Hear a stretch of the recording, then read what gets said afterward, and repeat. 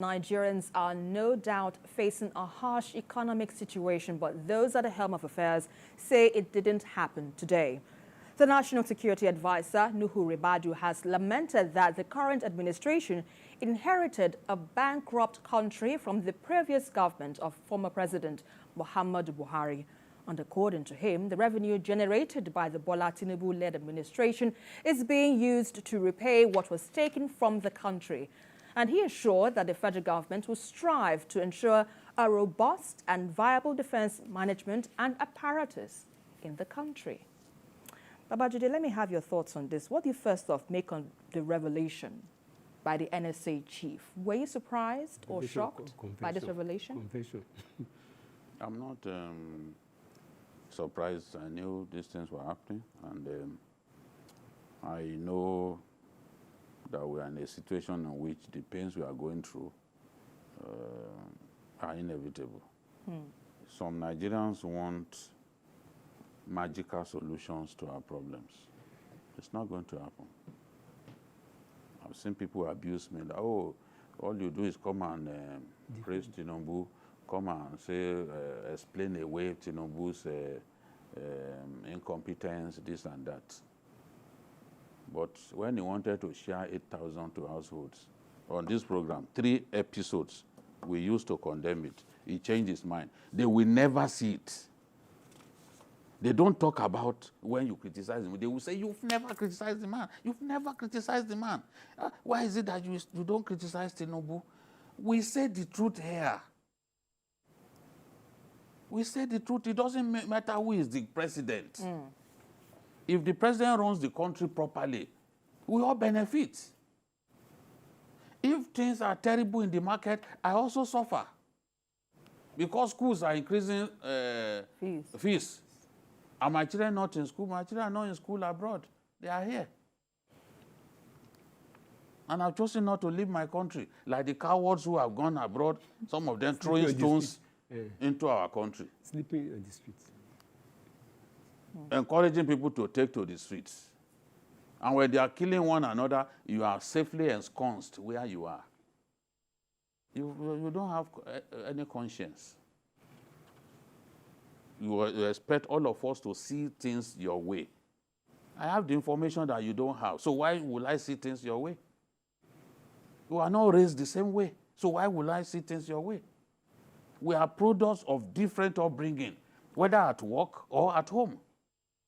So we are never going to see things the same way. The truth is, the economic mess that we find ourselves today did not begin on May 29. It's been there. But and many Nigerians were shocked. Just hold on a bit.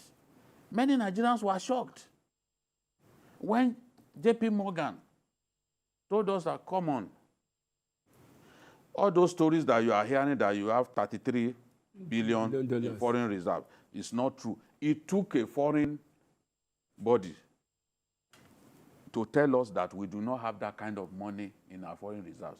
Lies that the like of Mefele had been telling us. And when they tell us about the debt stock, they do not add what we are owing JP Morgan. They do not add what we are owing Goldman Sachs. How did you run an economy like that? Are you collateralized loan with foreign reserves? Who does that? And what he's saying, what the NSA is saying is that the money that we are making today, we are using it to pay debt. Because, for example, the president wants foreign investors. Everywhere he's going, at his age, he's struggling to meet these people, get them to come and invest in Nigeria. Because when they begin to invest in Nigeria, we will see the gains. More people will be employed. We will earn more foreign exchange, either through foreign direct investment or other means, or through foreign portfolio module. So those gains will come, but they can't be immediate. That's what he's doing. Look at the investment coming in now from Riyadh. Everywhere he's gone to is getting them to commit to investing in Nigeria to help our situation economically. But You have people that you are owing. Banks, you have exposure to banks by way of foreign exchange. This government has begun to pay those banks. You are owing airlines. Airlines in Nigeria, they want their funds repatriated in dollars. You've not given them anything. The thing has been piling up, piling up, piling up. Who is that foreign investor that will want to come and invest in Nigeria under this kind of obnoxious situation? But forgive me for interrupting you, but some would argue that it is the same party, APC, that is governing the affairs of the country, and it's the same APC that promised the country change, where it rolled on the mantra of change. So why should we be optimistic, or confident rather, of this present administration, that it wouldn't be the same of the same? Okay, hold on. Was this the way Buhari was going to bring in foreign investors? Just, can you name anywhere that he has gone to? Examples that you have of the president being aggressive in terms of economic diplomacy, the way this man is doing? Have you ever had such a thing? Just let's tell ourselves the truth here. Even foreigners are admitting that some of the steps being taken, they are difficult, but they are necessary. Removal of oil subsidy, for example. The former president never had the courage to do it because he knew that it would be painful to Nigerians. Now, it's been done. Because we're already bankrupt. We can't even pay anymore. We are going, central bank is the one releasing money to pay salaries, to do little things. What they call ways and means. Yes. You finish, you are owing, you are taking loans from creditors, then what you are taking from the CBN is also a loan. Ways and means, look at how big it is. So it can be the same government, but two governments. One can be revolutionary in handling the economy. The other may not be revolutionary. You can have, from the same party, different approaches in terms of leadership. That is what we are seeing. So forget those who say, okay, it's the same party, why should they be hopeful? All they need to do is be patient. And bad economy is not simply a Nigerian affair. Many countries are grappling with it. Many countries are grappling with it as we speak. Nigerians used to rush to Ghana now. Let them go to Ghana and feel the state of Argentina. I was reading Argentina, their inflationary this thing rate is about 140-something percent. Is that not a country? Is it not human beings who are living there? Are they not the World Cup winners? Now, to show you that there is progress, Angola overtook Nigeria. Libya overtook Nigeria in oil production. By June, we overtook Angola. The figures are showing now that Angola, we overtook them at 1.1 million barrels a day. We went to 1.84. Today, we are doing 1.7 million barrels a day. Yeah. That's progress. If we can meet our quota, which exceeds 2 million barrels a day, we will earn more foreign exchange. There are some steps that were taken during the last administration that were simply bad. Tinubu cannot, as a product of APC now, come to the public and begin to damage a government that is supported from the beginning. Power, yeah. You don't do that. It makes no sense. So, but people like Ribadu, they can barely stand what they are seeing. Look, if this was a PDP government, the newspapers will be, as coming, the newspaper will be awash with revelations, some of them stinking that you cannot even bear to read. We just have to tell ourselves the truth. How did you take all that money from JP Morgan and you are using your foreign reserve to collateralize it? Have you ever had where it happened? That's why we are in this mess. And we have to tell ourselves the truth. It's not something that we can dodge. But when the efforts that the president is making, going to those people, when it begins to bear fruits, all of this dollar illiquidity that we are facing will become a thing of the past. We must get people to trust Nigeria enough to come and invest here. That is what needs to be done. I praise him for the efforts he's making. These are very tiring efforts. Some of the people calling him Baba we know well, they shouted Milokan. They have not got the strength to do those things that he's doing. For days you're on your feet meeting people. Some of these lazy youths today, they will go to Abuja by hair. They come back the same day. They are not ready to work anymore. You see them just lounging around. But they can abuse an old man. That Baba Mele can, they shouted, hand they shake. Which hand they shake now? We will not see. All of those things that they used to just wait, try to grab some of what the man is saying. Where was the last time you got similar soundbite to abuse him? Agbado, this and that. It's not happening anymore. The man is strong enough and is getting the job done. And the results will come, whether the enemies of Nigeria like it or not. All right, let me quickly get your thoughts on this, Tunde. With what Ribadu has said, let me read the quote. It is important for you to know that we have inherited a very difficult situation, literally a bankrupt country, no money to a point where we can say that all that the money we're getting now, we're paying back what was taken. But let me understand, although he's given a bit of assurance that the government will do all it can to, ensure that we have security, even if we have budgetary constraints. But what are the far-reaching implications of this? Are we likely to see a downward spiral of the economy, or as we already? Well, I think it's always very difficult to build a house. But when you want to use tractor to bring it down under 15 minutes, you can see the demolition that has been taking place in Lagos in the last 3 weeks. Let us take Nigerians back to memory, because we seem to have a very short memory. When President Olusegun Obasanjo took over in 1999, he had to tour all parts of the world. Nigeria was owing $70 billion, not knowing that our former president was busy saving the money for us anyway. $70 billion, and he got most of this, about $45 billion written off by our international creditors. That gave the civilian government a breathing space to be able to do certain things. But now, unfortunately, after President Obasanjo left, because we have to give him that credit, in spite of whatever shortcoming he has, after he left, all the other governments, they kept on taking loan without necessarily having anything to back it up.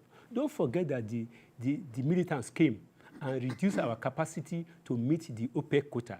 As at the time President Buhari left, we were only able to meet 1.2 million barrels per day. But today, it's about 1.7 million barrels per day. Because when you don't produce enough, you cannot pay your debt. Unfortunately for us, Nigerians have to know that 92% of our foreign earnings is being used to service debt. If a woman is earning... Pay subsidy. To pay subsidy and service debt. If a woman is earning 100,000, I know you women, before they collect their salary, they will have paid for bags, paid for shoes, and some other things. And she knows that she's not the one that will leave shop money at home. So she will come home with only 20,000 naira. If Nigeria can only come home with about 20% or 8% of our earnings from oil, and oil today still accounts for 90% of our foreign earnings, the strength of a country's currency is determined by your export. And your export, unfortunately, is subjected to the vagaries of the international economic order. Now, this president just came in. Look, Obasanjo used to say something. You may not like him, that they can only help you to get a job. Nobody can help you to do it. All progressives in Nigeria came together and offered President Buhari the opportunity to repair Nigeria. But unfortunately, it has become so clear. I praise Ribadu for admitting this. I praise him for having the courage. It has become increasingly clear that the president just sat down for 8 years, allowing people to run the economy. All the ministers were just doing the way they like. They are just running the way. This one came and said, you have a term. You can see all the ministers going around that, look, I have a mandate to you, permanent secretary. If you don't allow me to perform, you will go before I am sacked. You see, we need somebody that will keep Nigerians on their toes. And we should not expect, God is not a magician. People should not believe that God is a magician. If you are praying every day for God to help you, you must work. Because the Bible says that work and pray. Nigerians must work to fix back their economy. I used to tell people, you may not like it, it's not as if it is raining on everybody. Yes. Nigeria, we have to reset our brain. A friend called me from Canada 30 minutes before we start. He said that, why should somebody who is earning 400,000 naira per month be using 4 cars in Nigeria? How is it servicing the car? Corruption, whether we like it or not. Very wasteful. How can a director in a ministry in Nigeria have children attending Harvard University? All these schools that are paying nothing less than £16,000. Do you know how much is £16,000? And what is the salary of it? A permanent secretary, federal permanent secretary, cannot earn more than 700,000 naira today in Nigeria. How can you afford to pay school fees for a child in Harvard or Oxford or Cambridge University? All these schools are not paying. What I'm saying is that when we have a government that has come in, trying to plug loophole, and the fact that besides the foreign investment, there are some other areas that we have left on tap, that is solid minerals. The government is now trying as much as possible. Solid minerals mining is on the exclusive list of Nigeria. If we can get all the states to mine their solid minerals, give even the federal government, let them give federal government 50%. Let them hold the 50%. Number one, the 50% will be for the development of the state. The 50% will add to our foreign earning. But before now, people are just mining gold at their backyard and exporting it out. Nigerians don't know that the existence of bandits was caused majorly by those people who are mining gold in Samvara, in Yobe, in Osun State, all these areas. And they were fighting each other because the person with the strongest force will control the mine. So what we are saying now is that we need a president that will turn around. We need a reset of our mind in Nigeria. All the other governors, 36 governors in Nigeria too, they have to sit down. The money they have been taking since June has increased in 300%. They have to sit down and find ways of making sure that the money is put in the state economy. Because the head of the constituent states in Nigeria is the head of the federal government. People should not be looking at the federal government alone. They should look at the state. The states too should allow the local government to breathe. If they give you money as a state governor, give the money to the local government chairman. Let them award their own local contract to repair roads. Let the state be doing it. We should not focus only on federal government. After all, the federal government takes only 52% of our national income. The remaining 46% goes to the 36 states and 774 local government. We are saying all these things because to build Nigeria does not come from the president alone. The president is trying, but we need injection of direct foreign investment. Right. Without direct foreign investment, our situation cannot improve. BKO, final thoughts on the way forward on this? Yes, we have to be patient with the government. The pains are very much, we have to admit, and the president must sit down with his team and look for a way to alleviate the pains. Ordinary Nigerians are going through a lot. I pity ordinary Nigerians and I speak for them. And if it gets to a point that I can't speak for the ordinary Nigerian,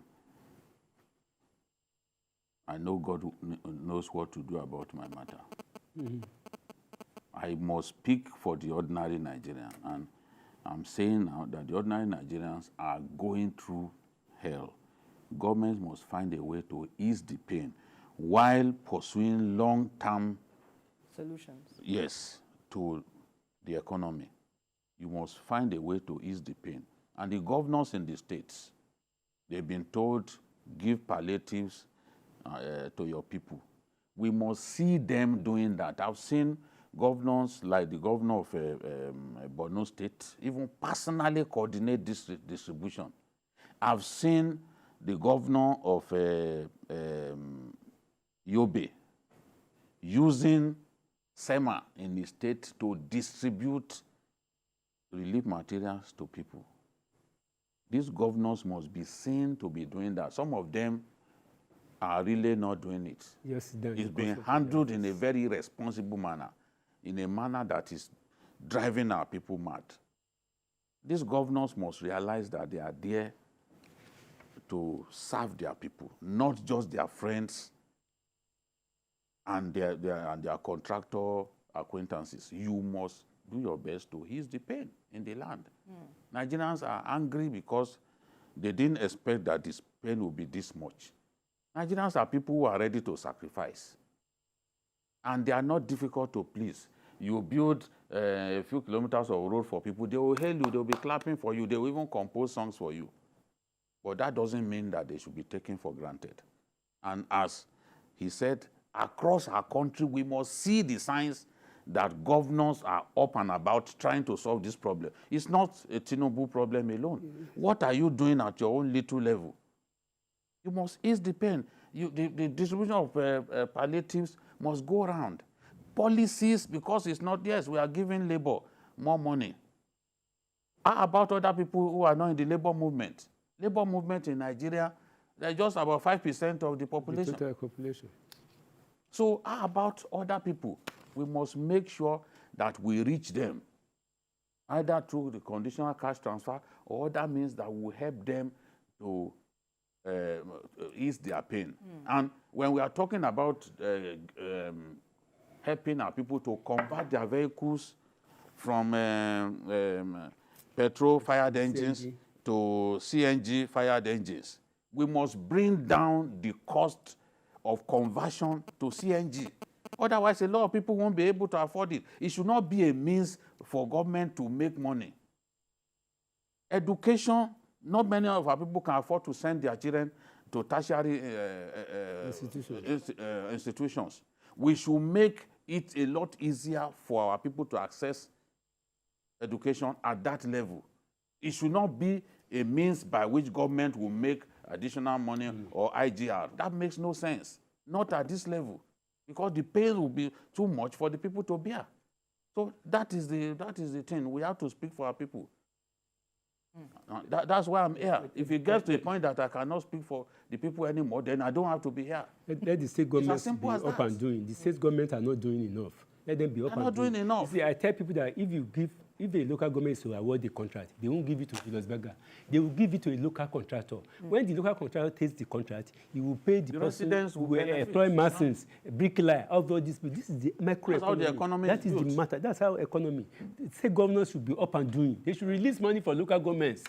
Because that is the problem. Let them release the money they are always taking. sit on the money. And if any local government challenges them, the next thing they will ask him. The next thing they will lock the person. The next thing they will say the person is a liar.